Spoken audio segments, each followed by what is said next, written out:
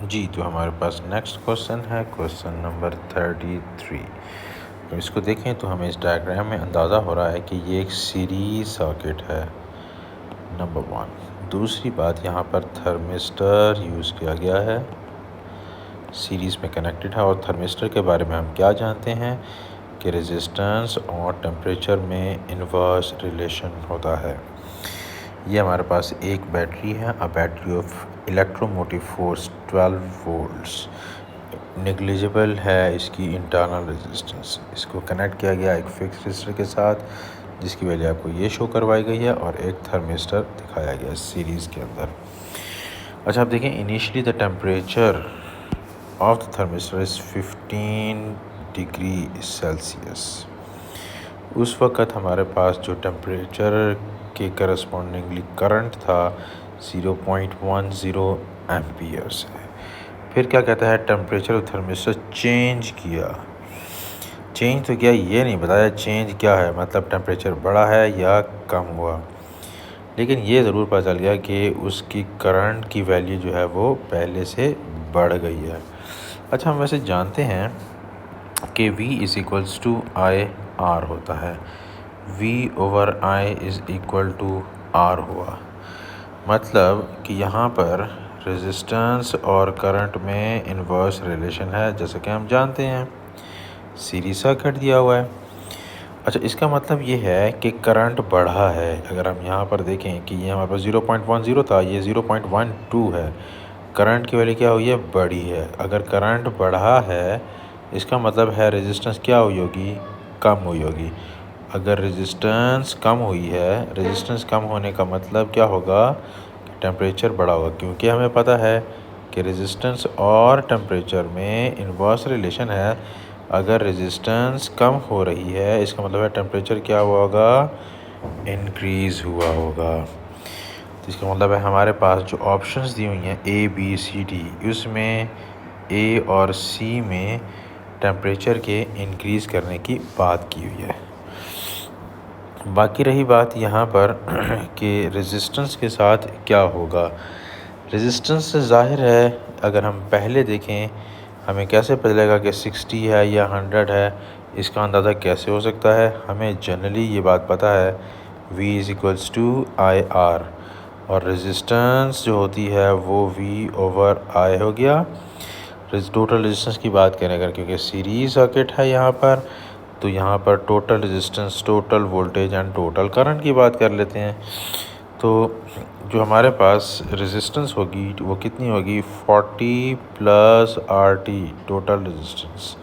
क्या मतलब total resistance, total resistance, ये RT को मैं टोटल रेजिस्टेंस नहीं कह रहा, मतलब जो टोटल रेजिस्टेंस होगी वो हम R से रिप्रेजेंट करें, वो 40 + RT, ये थर्मिस्टर की रेजिस्टेंस और फिक्स रेजिस्टेंस का जो सम होगा वो टोटल रेजिस्टेंस के इक्वल होगा, टोटल रेजिस्टेंस के इक्वल होगा। खैर, इस क्वेश्चन में देखें, अगर आप, ये हमारे पास टोटल रेजिस्टेंस जो 40 + RT आया इज़ इक्वल टू, वोल्टेज हमारे पास कितना है 12, करंट कितना है 0.10। कौन सा करंट, अभी हम देख रहे हैं जब हमारे पास टेम्परेचर 15 डिग्री था तब की बात कर रहे हैं।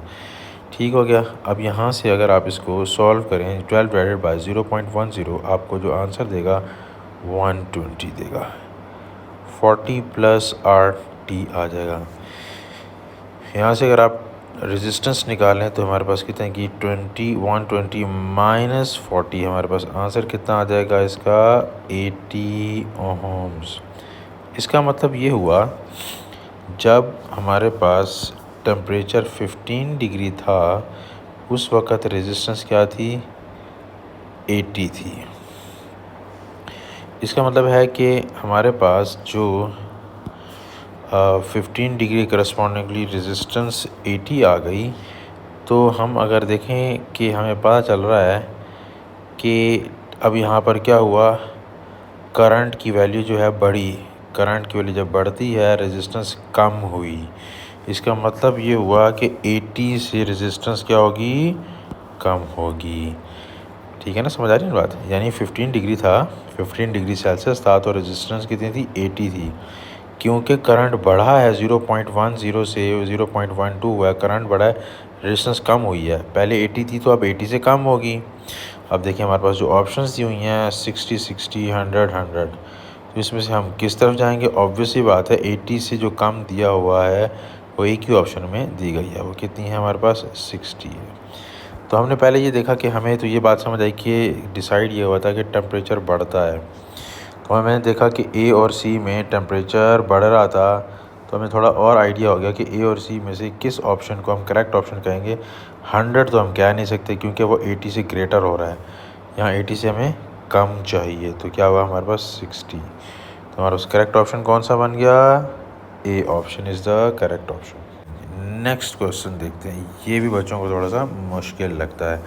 देखें ये हमारे पास एक सिंपल सर्किट दिया हुआ है, हमें ये बात पता है कि हमारे पास इंटरनल रेजिस्टेंस है, ये हमें पता है एक बैटरी या सेल है, एक सेल दिया हुआ जैसे उसने मेंशन कर दिया, यहाँ पर सेल है, उसकी ईएमएफ आपको कितनी गई है? 3 वोल्ट्स दिए गए हैं। और हमारे पास एक एक्सटर्नल रेजिस्टेंस लगाया गया जो कि एक वेरिएबल रेजिस्टर है। अच्छा, ये हमें जब इंटरनल रेजिस्टेंस दी होती है तो हमें हमेशा एक फार्मूला याद रखना है। वो कौन सा फार्मूला है? हमें पता होना चाहिए, टर्मिनल पोटेंशियल डिफरेंस का formula, V is equals to E minus IR। ये हमें फार्मूला हर वक्त याद होना चाहिए और मैंने अक्सर आपको ये फार्मूला याद करवाया भी हुआ है।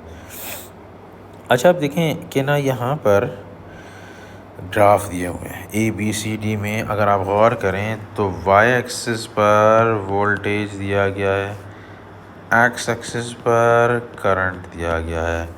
इसका मतलब है इसको थोड़ा सा अगर रीअरेंज करूं, आप पेपर 3 में भी करते हैं, इक्वेशन ऑफ स्ट्रेट लाइन से कंपेयर करते हैं, यहाँ पर देखते हैं V is equals to minus IR plus E। ये हमारे पास क्योंकि जो प्रोडक्ट वाली होती है वो MX के इक्वल होता है, मतलब y is equals to MX plus C। यहाँ हमारे पास कुछ रिज़ल्ट सामने आ रहे हैं, ये हमारे पास y इंटरसेप्ट है, ये हमारे पास जो है वो y v के इक्वल आ गया, और अलॉन्ग x एक्सिस क्या है? करंट है, इसका मतलब क्या? ग्रेडियंट इसके इक्वल होगा।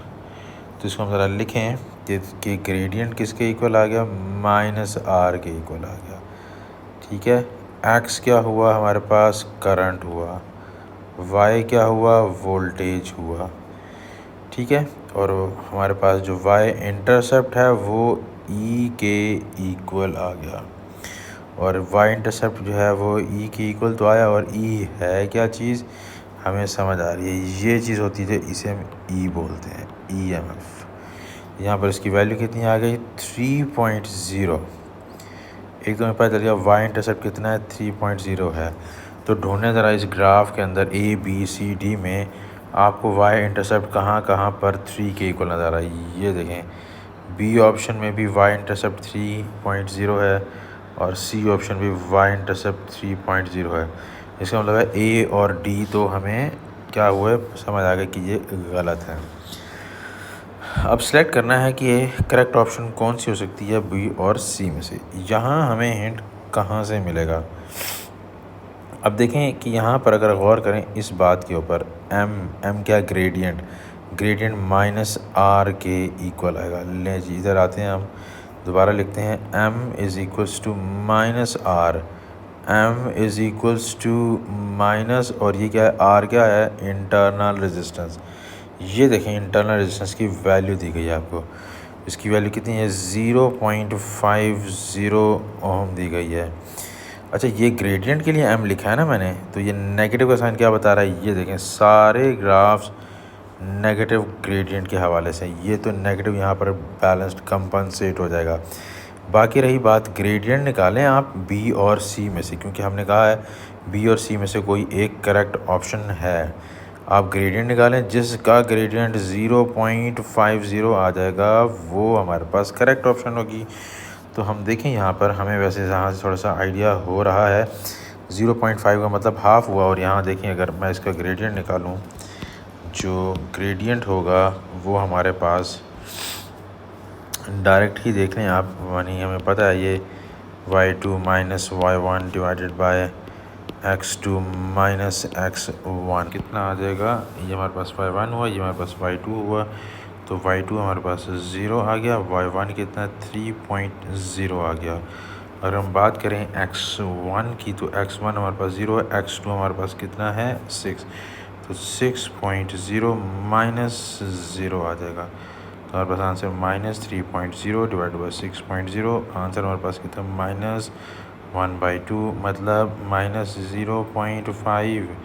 तो हमें पता चल रहा है कि ये जो हमारे पास सी ऑप्शन है, सी ऑप्शन करेक्ट ऑप्शन है, क्योंकि इसमें इसका ग्रेडियंट निकालें तो हमारे पास इसका आंसर ये वाला आ गया। होप सो ये बात समझ आ गई होगी। मतलब इस क्वेश्चन में क्या करना था, इस क्वेश्चन में हमने एक हमारे पास जो सर्किट दिए हुए था, इसमें हमने टर्मिनल पोटेंशियल डिफरेंस का फार्मूला लगाया, उसको रीअरेंज किया, उसमें इक्वेशन और स्ट्रेट लाइन से कंपेयर किया, वहाँ से हमें वाई इंटरसेप्ट भी मिला और ग्रेडियंट भी मिल गया। तो हमने क्या किया, ग्रेडियंट को हमने रखा कि इसके इंटरनल डिस्टेंस जो मैंने आगे समझाया है, इस तरह से आपने समझ लिया होगा। और इसमें मतलब यह है कि ग्रेडियंट की वैल्यू जो हमारे पास आई माइनस 0.50 आएगी। तो हमने देखना था बी और सी जो बचे थे इनमें से कोई एक सिलेक्ट करना था जिसका ग्रेडियंट माइनस 0.5 आ जाए, तो हमारे पास क्या आ गया, ये वाला आंसर करेक्ट आ गया। किसके लिए, सी ऑप्शन के लिए। आगे बढ़ते हैं, क्वेश्चन नंबर 35 की बात कर लेते हैं। इसमें क्या करना है, हमने किरचॉफ सेकंड लॉ अप्लाई करना है। और किरचॉफ सेकंड लॉ किस से रिलेटेड है, वोल्टेज से रिलेटेड है। अच्छा, वैसे हमें ये सिंपली समझ आ रहा है, ये हमारे पास क्या है, पैरेलल सर्किट है। जो यहाँ पर V0 है, यहाँ V1 है, V2 है, V3 है। पैरेलल में वोल्टेज क्या रहती है, सेम रहती है। वोल्टेज अगर सेम रहेगी तो हम ढूंढते हैं कहीं हमारे पास कोई ऑप्शन दी हुई है जिसमें जितनी हम बैटरी से वोल्टेज मिल रही है हर रजिस्टर को मिल रही हो। तो हमारे पास ये सिंपल सा क्वेश्चन था, हम क्या कह सकते हैं, ये C option is the correct option. अगला क्वेश्चन देखें, क्वेश्चन नंबर 36 की बात कर लेते हैं। इसमें देखें आपके हमारे पास जो दो रजिस्टर्स दिए हुए हैं, दोनों रजिस्टर्स क्या हैं, सीरीज़ में है। ये वाला रजिस्टर सीरीज़ में है, ठीक है। इसका जो कॉम्बिनेशन होगा वो इसके साथ पैरेलल में होगा। दोबारा से बना लेते हैं हम। ये देखें, ये हमारे पास ऊपर वाला रजिस्टर ये आ गया और नीचे हमारे पास जो दो रजिस्टर्स दिए हुए हैं उन दोनों को कर लेते हैं कंबाइन। ऊपर वाला रेजिस्टेंस R है, नीचे दोनों का जो कॉम्बिनेशन होगा R प्लस R कितना हो जाएगा, 2R आ जाएगा। तो ये आ गया हमारे पास 2R आ गया। ये रहा X पॉइंट और ये हमारे पास रहेगा Y पॉइंट। अब इसका मतलब ये है इन दोनों सीरीज़ वालों को कंबाइन करने पर 2R बना, ये R है, दोनों आपस में क्या है, पैरेलल में है। तो इनका पैरेलल कॉम्बिनेशन का फार्मूला आपको पता है, किस तरह से हम यूज़ करेंगे। टोटल रेजिस्टेंस निकालनी हो तो वो जो टोटल रेजिस्टेंस होगी वो क्या होगी, 1/R प्लस 1/2R के इक्वल। ठीक है, पहली रेजिस्टेंस होगा, ये दूसरी रेजिस्टेंस, दोनों आपस में क्या है, पैरेलल में है। तो हम क्या करेंगे, इसका एलसीएम ले लेंगे। तो क्या आ जाएगा, 2R आ गया यहाँ पर, और उसे 2 + 1 कर देंगे, 1/RT आ गया। नेक्स्ट स्टेप में क्या होगा, 1/RT is equal to 3/2R। और उसमें बताया total resistance between point X and Y is 8 ohms। तो पुट कर दें यहाँ पर 1/8 इज़ इक्वल टू 3/2R आ गया। यहाँ से आप क्रॉस मल्टीप्लाई कर लें तो हमें पता चलेगा 2R इज़ इक्वल टू 8 × 3, तो 2R इज़ इक्वल टू 24 आ गया। तो यहाँ से अगर हम R निकालना चाहें तो क्या आएगा, 24 डिवाइडेड बाई 2, तो आंसर कितना बचेगा हमारे पास, 12 ओम आ जाएगा। तो रेजिस्टेंस का आंसर कितना बना, 12। कौन सा ऑप्शन करेक्ट हुआ, D option is the correct option. तो नेक्स्ट क्वेश्चन है क्वेश्चन नंबर 37। पोटेंशियोमीटर की बात की गई है। पोटेंशियोमीटर के बारे में हम कुछ जानते हैं, वैसे थोड़ा सा आइडिया भी देना चाहूँगा। जो हमारे पास ड्राइवर सेल है, यानी हमारे पास जो दिया हुआ है इसकी हमें ईएमएफ भी दी हुई है, ठीक है। यानी हमें ये बात समझना चाहिए, जो इसकी ईएमएफ की वैल्यू होगी वो Q और R, यानी यूँ समझ लें ये ऐसे है जैसे हमारे पास कोई सेल दिया होता है ना, हमारे पास कोई रजिस्टर है ये, तो जितनी इसकी सेल की ईएमएफ होती है, यानी सपोज़ करें अगर ये हमारे पास 3 वोल्ट्स का सेल लगा हुआ है सारी की सारी वोल्टेज कहाँ यूज़ होनी है, इस फिक्स रजिस्टर के अक्रॉस यूज़ होनी है। अच्छा, इसका मतलब क्या हुआ कि यहाँ पर जो ई होगा, जितनी वोल्टेज होगी क्यू से लेकर आर तक यूज़ होनी है। फिर हम क्या करते हैं, एक और नया सेल लगाते होते हैं जिसकी हम ईएमएफ जानना चाह रहे होते हैं, और उस वक्त क्या लगाते हैं, गैल्वेनोमीटर लगा देते हैं। बेसिक नॉलेज ये पता होना चाहिए कि जो हमारे पास ड्राइवर सेल होता है उसकी हमेशा ईएमएफ की वैल्यू जो होती है, जो यहाँ पर सेल जिसकी ईएमएफ फाइंड आउट करनी होती है उससे ज़्यादा होती है। ड्राइवर सेल की ईएमएफ इससे ज़्यादा होती है, नंबर 1। दूसरी बात, जो गैल्वेनोमीटर होता है उसकी रेजिस्टेंस, गैल्वेनोमीटर जो होता है इसको हम जी से रिप्रेजेंट करते हैं, उसकी रेजिस्टेंस कम होनी चाहिए। ठीक है। तीसरी बात ये कि जो हमारे पास लेंथ है, इसमें एक कॉन्सेप्ट यूज़ होता है पोटेंशियोमीटर, सबसे इम्पॉर्टेंट कॉन्सेप्ट के रेजिस्टेंस और लेंथ में डायरेक्ट रिलेशन होता है, दोनों डायरेक्टली प्रोपोर्शनल होते हैं। मतलब अगर लेंथ बढ़ेगी तो रेजिस्टेंस बढ़ेगी, लेंथ कम होगी तो रेजिस्टेंस कम होगी। और इसका मतलब है अगर लेंथ ज़ीरो हो जाएगी तो रेजिस्टेंस ज़ीरो हो जाएगी। इस बात का मतलब ये हुआ कि यहाँ पर साइन ऑफ प्रोपोर्शनलिटी आ गया, साइन ऑफ प्रोपोर्शनलिटी हटाएं तो क्या आ जाता है, एक कांस्टेंट आ जाता है, और इनटू एल आ गया। इसका मतलब है कि आर डिवाइडेड बाय एल जो है वो क्या होना चाहिए, कांस्टेंट होना चाहिए। तो इन्हीं बातों का आप देख लें। What is an essential requirement for the EMF of the new cell to be measured accurately. तो वैसे हमें डायरेक्टली ये बात समझ आ रही है कि the resistance per unit length of the wire Q R must be constant, जो मैंने यहाँ पर आपको बात की है। तो इसके मुताबिक हमारे पास करेक्ट ऑप्शन क्या बन रहा है, डी बन रहा है। और इसमें आप रीड कर लें तो आपको ये ऑब्वियसली बात है, जैसे मैंने ऊपर पॉइंट्स बताए हैं उसी में कवर हो रहा है। The EMF of the driver cell must be less than 9, less नहीं होना चाहिए, ग्रेटर होना चाहिए। The galvanometer must have larger resistance, नहीं, स्मॉलर होनी चाहिए। Internal resistance new cell must भी ज़ीरो, ज़रूरी नहीं है। ठीक है। तो एसेंशियल कंडीशन में क्या आ गया हमारे पास, ये हमारे लाजमी ये है, ये पोटेंशियोमीटर का बेसिक कॉन्सेप्ट ये है कि रेजिस्टेंस लेंथ के डायरेक्टली प्रोपोर्शनल होना चाहिए। ठीक है। ये जो नेक्स्ट क्वेश्चन की बात कर लेते हैं, हमारे पास टेबल दिया गया है, उस टेबल के अंदर क्या क्या आ गया, नंबर ऑफ़ न्यूक्लियॉन्स, न्यूक्लियॉन्स में क्या होते हैं, प्रोटॉन भी होते हैं और न्यूट्रॉन भी होते हैं। ठीक है। और हमारे पास टोटल नंबर ऑफ़ पार्टिकल्स हैं। टोटल नंबर ऑफ़ पार्टिकल्स का मतलब है उसमें प्रोटॉन, न्यूट्रॉन्स और इलेक्ट्रॉन्स शामिल हैं। तो इसका मतलब है कि ये वाला कॉलम है, इसमें हमारे पास तीनों चीज़ें आ गई हैं, प्रोटॉन भी, न्यूट्रॉन भी और इलेक्ट्रॉन भी। लेकिन इसके अंदर क्या है, इसके अंदर क्या है, नंबर ऑफ़ प्रोटॉन्स और नंबर ऑफ़ न्यूट्रॉन्स दिए गए हैं। आइसोटोप्स की बात करते हैं कि न्यूक्लियोइड्स जो हैं isotopes of each other.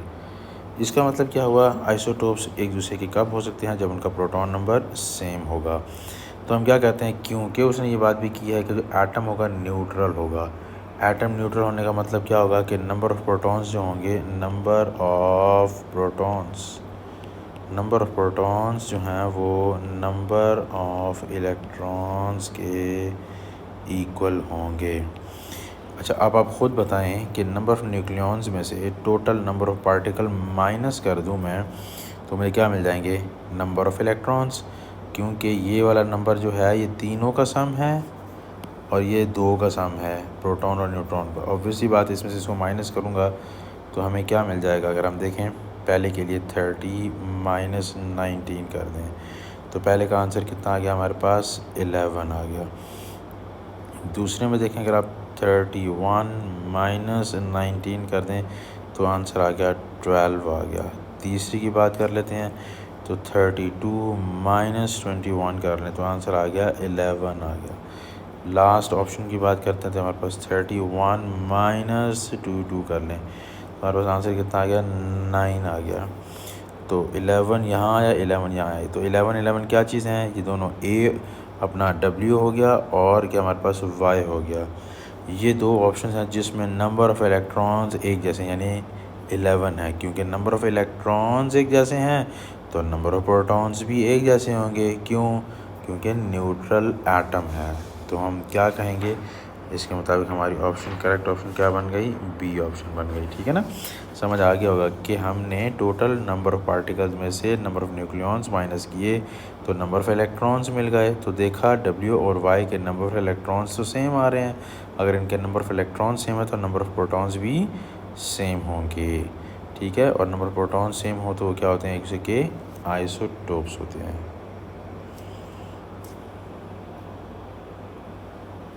Next question को देख लेते हैं। नेक्स्ट क्वेश्चन के अंदर हमें क्या क्या गया है, देखें जी। अल्फ़ा पार्टिकल्स की जब एमिशन होती है तो उसमें ना एक ही जो है ना सिंगल डिस्क्रीट एनर्जी मिलती है। यानी हमें पता है कि अगर हमारे पास अल्फ़ा पार्टिकल्स की एमिशन की बात करते हैं तो हीलियम निकलता है। हीलियम निकलने का मतलब क्या है, उसमें 2 प्रोटॉन्स होंगे और 2 न्यूट्रॉन्स होंगे, यानी उसमें एक फिक्स्ड एनर्जी निकलती है। लेकिन अगर हम बात करते हैं, जब हम बीटा पार्टिकल्स की एमिशन की बात करते हैं तो उस वक्त कॉन्टीन्यूस रेंज ऑफ एनर्जी मिलता है। इस बात का मतलब क्या है, इसका मतलब यह है कि जब बीटा पार्टिकल निकलता है ना, असल में जब बीटा पार्टिकल निकलता है तो उसके साथ हमारे पास न्यूट्रिनो निकलता है। न्यूट्रिनो या एंटी न्यूट्रिनो, मतलब हमें पता है कि अगर पॉजिट्रॉन निकलेगा तो पॉजिटिव बीटा निकलेगा, अगर नेगेटिव इलेक्ट्रॉन मतलब इलेक्ट्रॉन निकलेगा तो नेगेटिव बीटा निकलेगा। मतलब कि कुछ पार्ट ऑफ जो हमारे पास एनर्जी है वो बीटा पार्टिकल को मिलती है और कुछ क्या मिलती है, न्यूट्रिनो को मिलती है, यानी शेयर होती है आपस में। ठीक है ना, जब ये शेयर होगी इसका मतलब ये है कि जब हमारे पास, अगर मैं एक एग्ज़ाम्पल देना चाहूँ तो मैं एग्ज़ाम्पल के थ्रू ज़रा बताता हूँ आपको। ये देखें जी, अगर हमारे पास सपोज़ करें ये कोई न्यूक्लियस है, ये उसका न्यूक्लियॉन नंबर है, उसका प्रोटॉन नंबर है। अगर हम क्या कहते हैं ये Y है और इसमें क्या है हमें पता है, जब मैं बात करता हूँ इसकी बीटा की, नेगेटिव बीटा की, ए के ऊपर कोई फ़र्क नहीं पड़ता, ये क्या आएगा Z+1 आ जाएगा। क्योंकि यहाँ पर नेगेटिव वाला बीटा निकल रहा है तो यहाँ पर क्या निकलेगा, एंटी न्यूट्रिनो निकलेगा। तो असल में जो हमारे पास एनर्जी मिलती है, कुछ एनर्जी इसको मिलती है, कुछ एनर्जी इसको मिलती है। ठीक है, और ज़ाहिर है जब ये निकलते हैं तो इनकी काइनेटिक एनर्जीज़ भी चेंज हो रही होती हैं। मतलब आप ये नहीं कह सकते हर वक्त कि इसको एक फ़िक्स्ड वैल्यू मिल गई है। मतलब जो टोटल एनर्जी निकलती है इन दोनों का सम होती है। अच्छा, अगर ये कम एनर्जी यूज़ कर रहा है तो बाकी एनर्जी इसको दे देगा, अगर ज़्यादा एनर्जी यूज़ करे तो कम एनर्जी इसको देगा। इसका मतलब है, इससे रिज़ल्ट ये निकला, जब बीटा पार्टिकल्स निकल रहे होते हैं उसमें हर बीटा निकलने वाले बीटा की एनर्जी एक जैसी नहीं होती, मतलब उनकी रेंज ऑफ एनर्जीज़ होती हैं। ठीक है, रेंज ऑफ एनर्जीज़ होती हैं, कोई फिक्स्ड नहीं होती। कोई बीटा पार्टिकल ज़्यादा एनर्जी वाला होता है, कोई कम एनर्जी वाला होता है। इसका मतलब है कि कॉम्बिनेशन में बहुत सारे बीटा पार्टिकल्स हों तो हम कह सकते हैं उनके दरमियान एनर्जी डिफरेंट होती है, लेकिन उनके दरमियान फ़र्क बहुत कम कम होता है आपस में। तो ऐसे फ़ील होता है जैसे हमारे पास क्या होता है, कॉन्टीन्यूटी चल रही है। मतलब सपोज़ करें अगर एक के पास एनर्जी 1.2 है, एक के पास 1.3 है, एक के पास 1.4 है, तो ये थोड़ा कॉन्टीन्यूस सा लग रहा है। ऐसा नहीं है जैसे, मतलब और भी फर्दर इसको जो है माइक्रो लेवल पे लिया जा सकता है, लेकिन समझाने के लिए थोड़ा ज़्यादा नंबर ले लिया मैंने। तो यानी यूँ नहीं है 1 है तो 2 है और 3 है, गैप ज़्यादा नहीं होता, कम कम गैप होता है, जिस चीज़ को हम कॉन्टीन्यूस का लफ्ज़ इस्तेमाल करते हैं। ठीक हो गया, तो हमें क्या बात समझ आई कि हमारे पास जो बीटा पार्टिकल होते हैं कोई फिक्स्ड वैल्यू वाले नहीं होते, वेरिएशन होती है। ठीक हो गया, तो इस चीज़ को सामने रखें तो हमारे पास ऑप्शन करेक्ट ऑप्शन क्या बनती है, ए ऑप्शन बनती है। इसमें देखें क्या नेगेटिव बीटा है, ठीक है, और इसमें क्या एंटी न्यूट्रिनो निकलता है। यहाँ तो क्वेश्चन में इतनी डिटेल नहीं बताई, लेकिन मैंने आपको यहाँ पर इस चीज़ को यहाँ डिटेल में बता दिया है ताकि आप इसको अच्छे तरीके से समझ लें। एंटी न्यूट्रिनो है, नेगेटिव बीटा निकलता है, वो साथ निकलता है, लेकिन इसमें अल्फ़ा पार्टिकल में नहीं निकलता। उसकी वजह सारी डिटेल मैंने यहाँ पर आपको बता दी।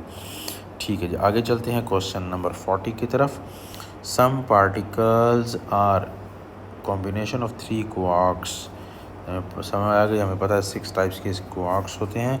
उसमें बताना क्या है, कोई ऐसा रिज़ल्ट जो है वो क्या हो, which combination of quarks does not result in a particle with a charge of either. या तो उसके ऊपर यह है कि ये नहीं है या ज़ीरो नहीं है। ठीक है, और इसका मतलब क्या, इसका मतलब समझते हैं आप, पॉजिटिव मतलब यह है कि +E आंसर आए, और इसके है ज़ीरो, या तो इसका आंसर क्या है प्लस ई हो या ज़ीरो हो, ये तो ठीक है। इसके वो यहाँ क्वेश्चन में क्या कहा जा रहा है, जिसमें डज़ नॉट रिज़ल्ट, यानी उसका जो रिज़ल्ट है ना ये हो ना ये हो। तो हम देख लेते हैं, चेक कर लेते हैं।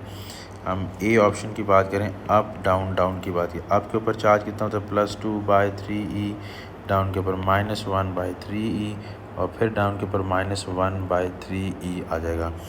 और आप देखें इसको सॉल्व करें तो हमारे पास क्या आ जाएगा, 2 -1 -1, ये ई आ गया, आंसर कितना आ गया, ज़ीरो आ गया। इसका मतलब है कि इसका तो ज़ीरो आंसर आ रहा है, यानी इसमें से है ऑप्शन ज़ीरो या ई में से कोई आंसर आ रहा है। इसका मतलब है कि ये रिज़ल्ट दे रहा है, नॉट रिज़ल्ट इन, इसकी बात करनी है। बी की बात कर लेते हैं। बी में क्या है, प्लस, क्योंकि अप है, 2/3e की बात करते हैं, और हमें पता है कि स्ट्रेंथ के ऊपर -1/3e चार्ज होता है, फिर -1/3e दोबारा स्ट्रेंथ दिया गया। तो हमारे पास इसका भी आंसर क्या होगा, जैसे ये ऊपर बनी हुई है देखें, उसी तरह की देखें नीचे बन गई, इसका भी आंसर क्या होगा, ज़ीरो का। ये हमारे पास करेक्ट ऑप्शन में नहीं आ रही। तो सी की बात कर लेते हैं। सी में क्या होगा, up up up up down. Up कितना होता है, +2/3e आएगा, +2/3e आएगा, -1/3e आएगा। और हमें पता है एलसीएम ले लें, ये क्या आ जाएगा, 2 + 2 -1, ई साथ आ जाएगा इस तरह से। तो हमारे पास कितना हो जाएगा, 3/3e, और ये हमारे पास आंसर +e आ गया। ये भी इसमें से बन रहा है, इसका मतलब ये भी हमारी करेक्ट ऑप्शन नहीं बन रही। डी की तरफ चलते हैं। अप क्या हुआ, +2/3e +2/3e +2/3e। तो हमें पता है एलसीएम ले लें इन तीनों का, तो हमारे पास जो रिज़ल्ट आएगा, एलसीएम लेते हैं 3, और यहाँ पास क्या आएगा, 2 + 2 + 2। तो हमारे पास आंसर कितना आ गया, 6/3e, और आंसर कितना आ गया, +2e। जी देखें, इसका मतलब है +2e जो है वो इन दोनों में से नहीं है। इसका मतलब है ये हमारा ये वाला करेक्ट ऑप्शन बन गया हमारे उसके मुताबिक।